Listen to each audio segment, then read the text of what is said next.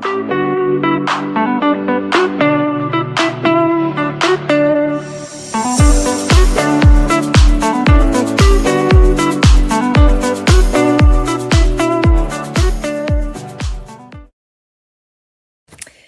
everyone. Anne O'Connell here, and welcome to the Author Journey. I hope that those of you who are on the eastern seaboard of the North America aren't too snowed in. I know there's been a pretty wild weather night and day, and I myself just got plowed out. But fortunately, I have a home studio and a home office, so I'm comfortably warm and cozy. So welcome to today's episode of the Author Journey.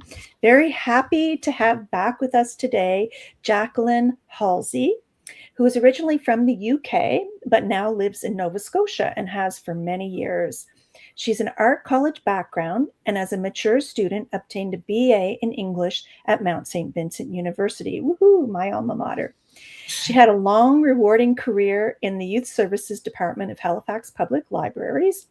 During that time, she collaborated with friends and co-worker Carrie Muller to write the best-selling picture book, The Terrible, Horrible, Smelly Pirate, and its sequel, The Terrible, Horrible, Smelly Beach. And the last time she was on the Author Journey, we were talking about those books, but we have some new stuff to talk about. Jacqueline's junior historical fiction includes Peggy's Letters, Bluenose Adventure, Explosion, Newsy, and Piper. They've been nominated for Atlantic Awards and listed in the CCBC's Best Books for Kids and Teens. Piper was shortlisted for the CCBC's 2019 Jeffrey Bilson Historical Fiction Award. And her latest book, Joe and the Wreck of the Tribune, that I just finished reading and absolutely loved, is about the bravery of a Herring Cove teen who rode through a storm to a wrecked ship in the harbor mouth when no one else dared. It's a Nimbus publication. Thank you. She currently lives with her husband, Ray, and rescue cat Piper in a 90-year-old house overlooking Halifax Harbour. During the summer months, she is an interpretive guide on McNabb's Island and takes part in the annual beach cleanup. Jacqueline enjoys being part of the Writers' Federation of Nova Scotia's Writers in the Schools program and has recently become a journalist for the Beacon newspaper. So that's a bit of a switch. We'll have to ask her how that's going. So if you will join me in welcoming Jackie to the Author Journey. Hi, Anne. Hi, Jackie. Welcome back. Thank you for inviting me. I'm really excited. No, it was absolutely my pleasure. And, you know, the more that I delve into like your background and read this, we have a lot of common ground. I've told you before, I think that McNabb's Island was a very near and dear part of my heart in growing up, but I don't think I mentioned before, and the fact that, I mean, I just love this book, and the fact that it's set in Herring Cove, even more so, because that's where my grandmother actually lived. Really? Yeah, we spent many happy days visiting her in Herring Cove. So I know those coves and shores. So very exciting. It's always nice to read a book where you know the setting, isn't it? Yes, absolutely. And what a crazy, we're so fortunate to be on what Canada's ocean playground. And that plays into your stories a lot, doesn't it? Yes. It's funny, you don't think that all you're doing is writing about books and sea until you look at them and you think every single one's got a boat in it. Right. Even a pirate ship. Did you grow up boating? Did you spend a lot of time on the water? It was only a small lake. UK don't have big lakes. And yes, it was dinghy sailing. And I used to go every weekend. Dinghy sailing. Well, and that, I think my sister was one of the only ones, I'm one of 5 who took sailing lessons at, I think, St. Mary's Boat Club, in a little dinghy out in Halifax Harbour. So it was probably a little bit rougher, right? Have you done any boating here since you've been here? No, not here. We haven't done any for a long time, yes. So what is it about boats? We didn't have any lessons. You just crewed for someone else and picked it up as you went along. And there was Mhm. always junior races on a Saturday, and it started off last, and then suddenly you realize you're not last, and then you suddenly realize, oh, you might actually win this race, you know. So that was my sailing things. You But might actually be good at this sailing thing. yes, yeah. And so talk a little, what was the inspiration for Joe other than living on the Halifax Harbour? Talk a Well, little bit about where this idea I first, sparked. yeah, as you said, I'm a summer interpreter, and I take groups. We used to have heritage tours on a Sunday, and you take the groups, and from Fort McNabbs, you can look down and you can see Herring Cove, and you can see the Thrumcap Hook, and that's where the Tribune ran aground. And then, you know, the story of the Tribune, the captain said, oh, at high tide it will float off, and wouldn't let anybody off and wouldn't have help, too arrogant. And then he did, because he didn't think the boat was damaged. But boats are meant to move, and she had been stuck in the sand with the waves of the Atlantic coming along for 10 hours. The rudder was damaged. So and he got rid of all the cannons out the side. And once she floated off, she was helpless, and she got just taken by the storm over the other side and immediately sank on the Herring Cove rocks. And she was near enough that the Herring Cove people could talk to the survivors, which were mainly the crew had climbed up onto the rigging. But they could have been a million miles away because the storm and the waves and the rocks, they couldn't get to them. So they lit great big bonfires to, you know, a bit of light and that. And then in the morning, there was still people clinging to the rigging, not many. And when you read about the Tribune, there's this one line about this teen boy who rowed out in his little tiny skiff, his little tiny rowboat. And he managed to get 2 people off. And he came back and he wanted to go again, but he was done. And he spearheaded the other Herring Cove people to go and make an effort. And so out of 250 people on board, I think 12 survived. And it was all human error. It could have been. Anyway, yeah, I like sort of making a story out of one sentence. Well, you have made one heck of a story out of one sentence. And little Joe is, I mean, you just fall right in love with him. And like my heart was in my throat as he's like fighting in the storm and rowing out. And really, your ability to the narrative that you write and your ability to draw people right into that little skiff with him and feel that ocean spray and the battering of the waves was amazing. Like, what is it how do you do that? What are your secrets? Tell them all. It's just imagination. You've got to put yourself in each of those scenes, and you've got to be in that scene, you know. And because there's another one-liner, he gets presented to the Lieutenant Governor, one line. And I'm thinking, supposing I was being presented, after feeling honoured, I would feel a nervous wreck. And then I would think, what am I going to wear? You know? And yes. Yes, he's only got work clothes. You know, he's a poor orphan, has to borrow some clothes. And so I try and make this one sentence. What is that one sentence really about? What's the scene behind it? And that's just imagination, isn't it? Just to be there.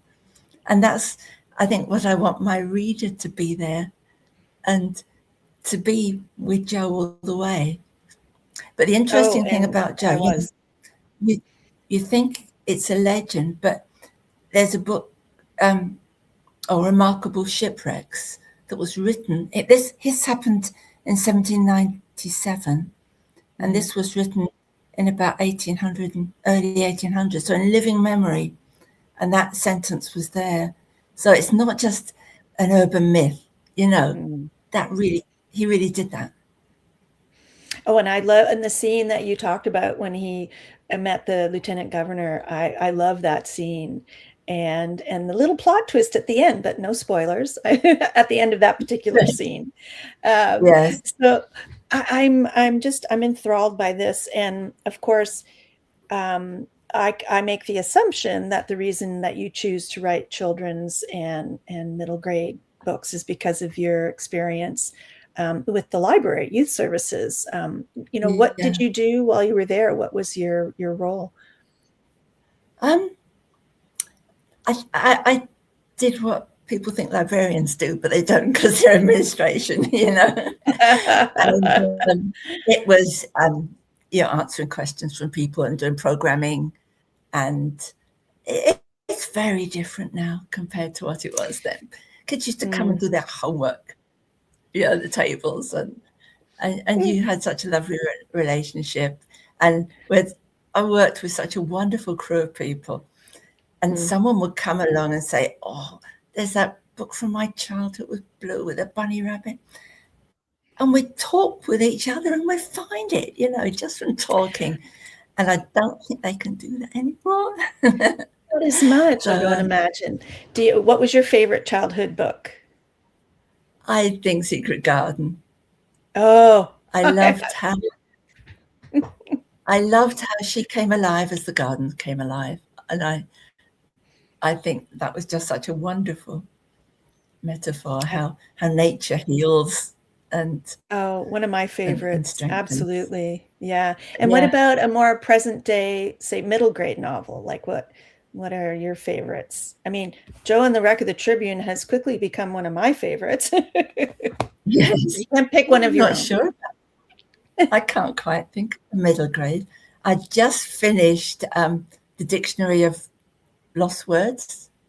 Have you I read haven't that? seen that. Mm-mm. It's totally awesome. I'll have to write that down. It's about the starting of the Oxford Dictionary, but the girl in the story, she keeps finding these words that have never been written down, but are in common use. But because this male thing has got to say it's got to be written somewhere, and so she collects all these words that are street words and a lot of women's words. And I love it. Okay, I'm gonna have to look for that. Well, Jacqueline, would you I can't do us remember the who wrote honor? it. That's okay. I will find it. Can you do us the honor of a reading from Joe and the Wreck of the Tribune? And also, I just want to give a shout out to some of the folks who are watching. Sue, hi Sue, Sue Slade says, "I love Jackie's books, especially Joe and the Wreck of the Tribune." And Piper, and she originally met you on McNabb's Island. How cool is that? She was on the boat. Yes. And isn't that funny? She's got a son called Nicholas. And I said, "Oh, my son's called Nicholas." And that's the start of the conversation. Best friends since. And Lana, Lana from Calgary, currently reading and loving Joe and the Wreck of the Tribune. So that does not surprise me. Wow. Yes. Yeah. So let's draw some more would-be readers in. Jacqueline, if you will do us the honor of reading. Well, I think, if you go to any writer's workshop, your main character has to want something at the beginning. And I thought, Joe must, as an orphan, wants to know who his parents are, and he needs a boat. So this is how the story unfolds, really, to the climax. Anyway, Chapter 1. Wisps of fog were drifting in from the ocean when Joe went outside to bring in the day's firewood. He stood watching the misty fingers sneak into every corner of the harbour. No fishing today, he thought, which means Eli's going to be madder than a trapped hornet. He filled his arms with as much wood as he could carry, tromped back to the cottage and kicked open the door. Smoke was seeping through the cracks of the old wood stove. Joe dropped his armful of logs into the wood box and opened the door. Black smoke belched into the cottage. "Oh, what's the matter with you, fire? You were burning bright just now." Coughing and spluttering, he picked up his stick and poked at the smouldering logs. "Come on, fire." Eli thundered into the room. "What the? Give me that." He snatched the stick from Joe and shoved him out of the way. What have you been doing outside? Daydreaming, most like, snapped Gram. She was sitting in her rocking chair, holding her apron up over her face to avoid breathing in the smoke. Useless boy. All you have to do in the morning is light the dang fire, Eli hollered. Did light it, protested Joe. The wood must be damp or there's something up the chimney. Eli wasn't listening. Get out of my sight. Joe ran out into the foggy morning, breathed in the fresh salty air and kept running. He was going to get out of Eli's sight all right, for good. Every night Joe dreamed of running away and seeing the world. He just hadn't been brave enough to do it. But today his feet ran away without telling him to. It's not like he belonged in Herring Cove. Gram wasn't his Gram. He just called her that. Well, everyone did. She had found him in a bundle on her doorstep when he was just a babe, and 100 times a day told him to be grateful she'd taken him in. It's them that should be grateful to me, Joe muttered as he ran down the steep, crumbly cliff path. It's me that does all the work. He ran past the wharf. There weren't many people around, and no one took any notice of him jogging by. When he got to the other end of the village, he stopped and looked back.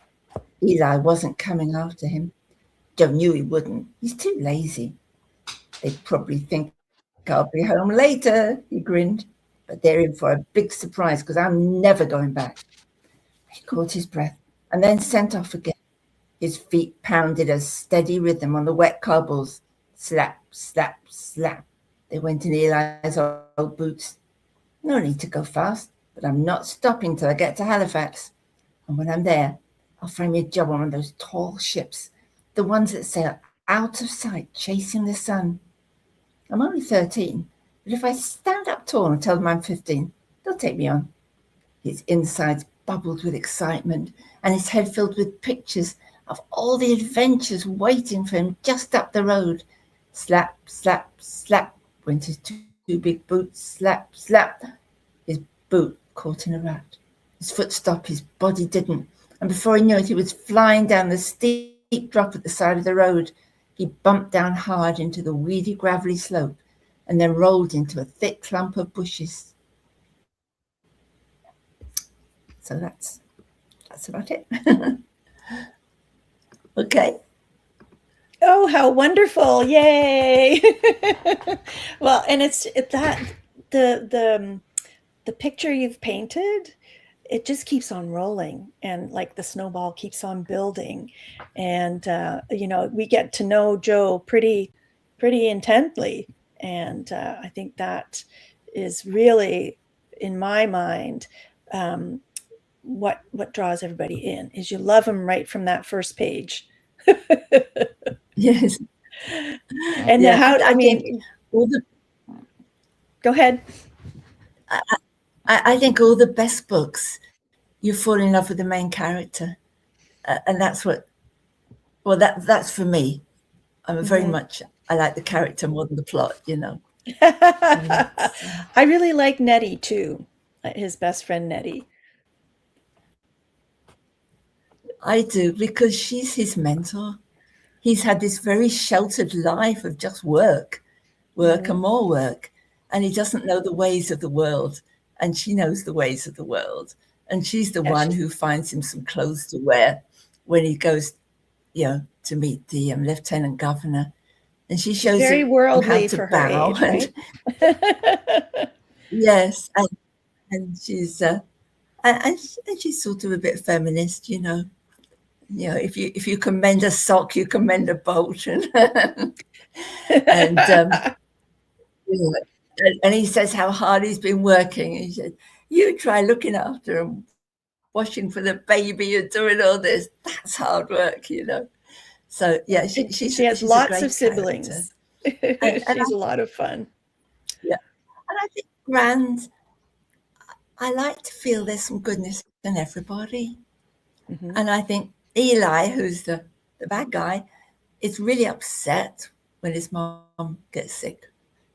And I think you really see a softer side that has never come up before. Mm-hmm. And Mm-hmm. I think even Gran has cared for Joe all his life in her way. It might not have been a very soft way, but I think she really did care for him and made his clothes, even if they didn't fit very well, and this sort of thing. One leg longer than the other. I think, and that's the Yeah. real the beauty of the story is the characters are so real, and flaws and all, warts and flaws, and Yeah. little hidden sparks of kindness, and some more kind than other, like Nettie's mom is kind from beginning, middle, and end, right? Yeah. I think that whole family with Frederick and that, I think, they've really sort of adopted him, not in a whole way, but, they've cared for him and looked after him. So, and as you're writing that your was stories, and you become attached to your characters, when you've written the last page, and and all the edits are done, and you release it into the world, how does that feel? Like, does it feel like a loss, or is it, is there other sensations? It's a few. That's done. By the time you've gone over and over and over it, so you must know so many times, you think, done. I'm done. But it's funny You when still you're miss writing. them. Yeah, you miss having someone in your head. And yeah, my husband often says when I'm in a trance, "You're in your next chapter, aren't you?" I say, "Yeah, I'm on my next chapter." So I love that. I've got It's so my true. next book. Yeah, it is, isn't it? You're always thinking of this character and what they're doing, and how you can make it better, really. Yeah. And you said, So I've and you got started another. saying in my next book. Tell us about that. I think we have a little bit of a pause here, so I apologize if I'm talking over you.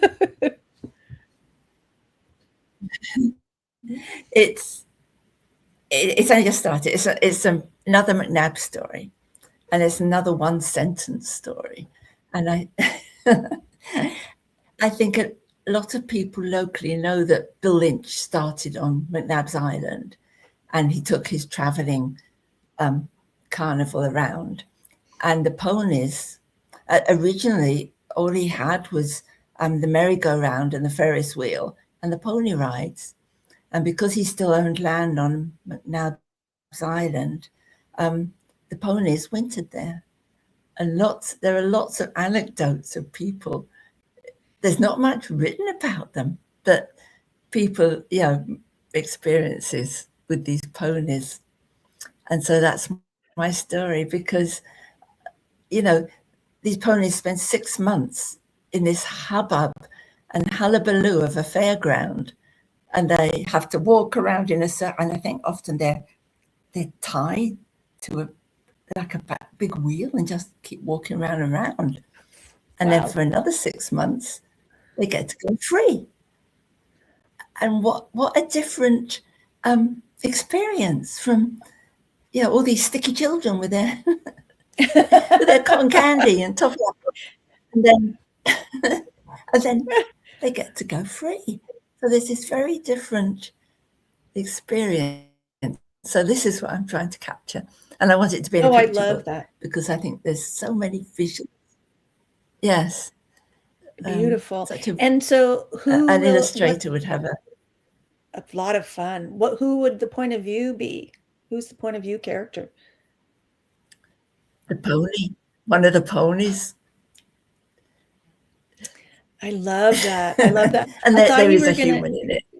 Is there? Okay. I thought you were, so you mentioned Bill Lynch as well. So again, tapping into the heart and soul of my childhood, like the Bill Lynch Fair, Atlantic Winter Fair, Right. Every single year, the Tilt-A-Whirl. So by the time I was going, his fair had, of course, expanded, or, the Midway or whatever. So in my mind, when you said you were going to write about him, I thought, ooh, a main character who's a carny, and, in the early years. But I like the pony idea even better. Yes.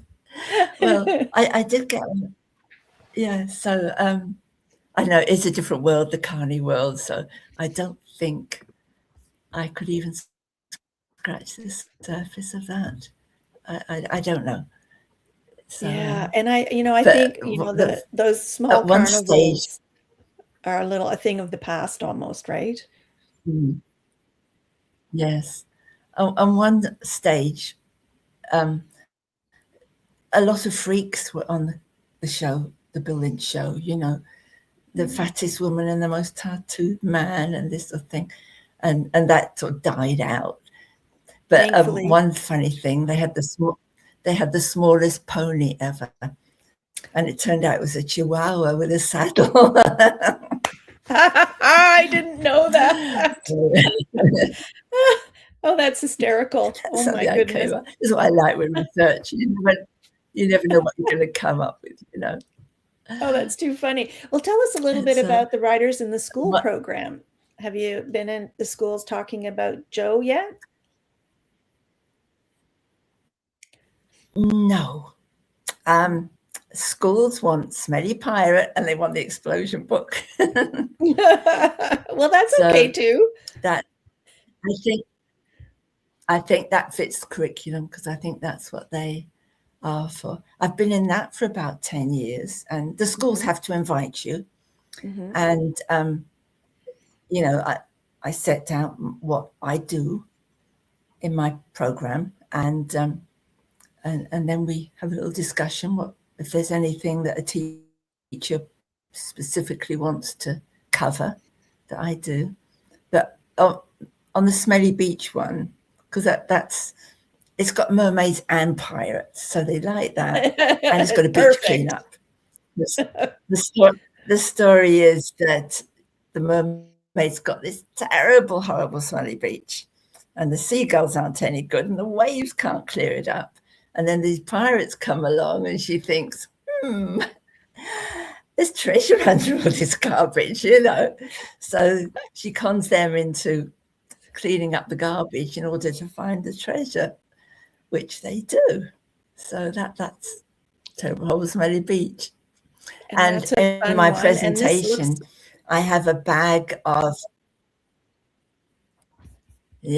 that's the cleanup.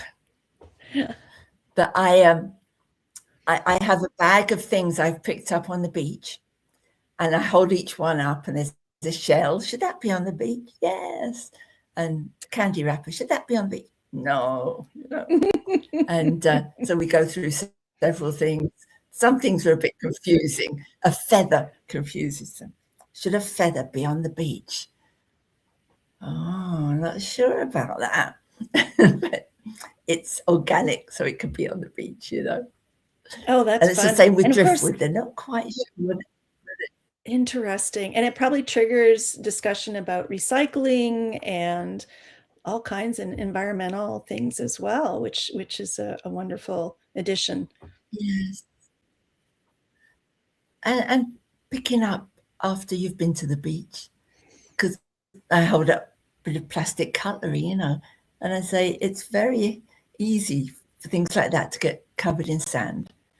And they say, make sure when you've finished your beach or your beach picnic, all you leave are your footprints, and have a search around and make sure you've got everything. Because plastic becomes nanoplastic and becomes even smaller, and it's there forever and ever. Yeah. So wow. And so what inspired you to write about that? Did you have a beach walk and find all kinds of nasty things?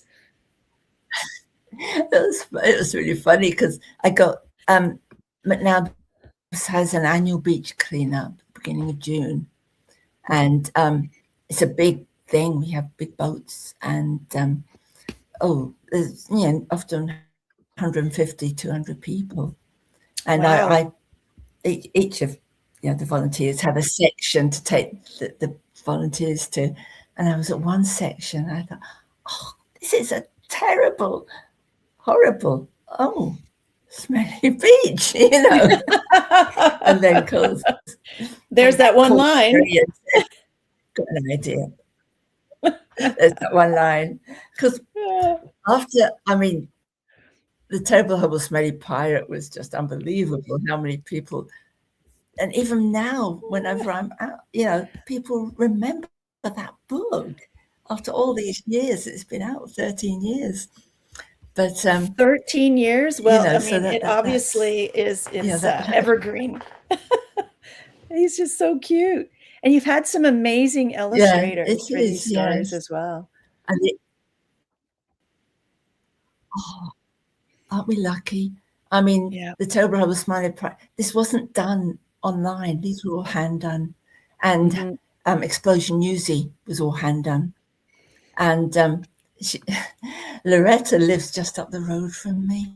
Where's Explosion? We were on a pottery class, and she said, "Oh, is anyone going up Pleasant Street?" And I said, "Oh, I'm going to Boundary." And she said, "I live on Boundary." Anyway, she ended up, I sort of recommended her, and she ended up illustrating Explosion Newsy. And those illustrations are totally amazing, And I would be going up to her house and we'd act out the characters, and I'd see it all the way. Which, I mean, often the illustrators illustrate the country, So it's nice when they're right here really in our own backyard. Nice. Oh my goodness. Well, Jackie, hard to believe we're at our time, and it's been an absolute delight to talk about your projects. Yes, and in your bio, we touched on that you're now a journalist for the Beacon, so that'll be a whole other style of writing that you'll be adapting. Only just started. Okay, well, we'll have to watch. So I've only written one article so far for the Beacon. Yes, it's a lovely little newspaper full of local interest, and there's so few newspapers around. That's true. So we'll just keep supporting those and keep writing that next book. I can't wait to read about the ponies on McNabb's Island. Thank you. Thank you for inviting me too. It's been lovely talking to you. Absolutely my pleasure. And thank you all for joining us on the Author Journey today. I'm Anne O'Connell with OC Publishing. I hope you're having a great day and you're staying safe and warm and you're reading a great book. We'll see you soon on the Author Journey. Bye for now.